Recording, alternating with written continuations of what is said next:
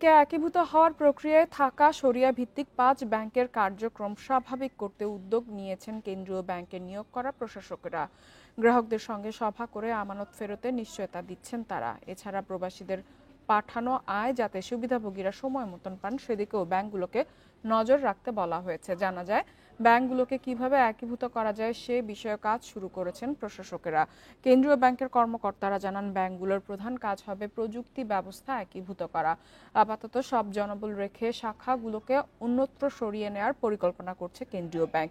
এছাড়া আমানত বীমা তহবিল থেকে গ্রাহকদের ২ লাখ টাকা পর্যন্ত দেওয়ার বিষয়ে চলতি মাসে প্রজ্ঞাপন জারির কথা রয়েছে। ওই প্রজ্ঞাপনে গ্রাহকরা কখন থেকে টাকা তুলতে পারবেন তা সুনির্দিষ্ট করে জানানো হবে।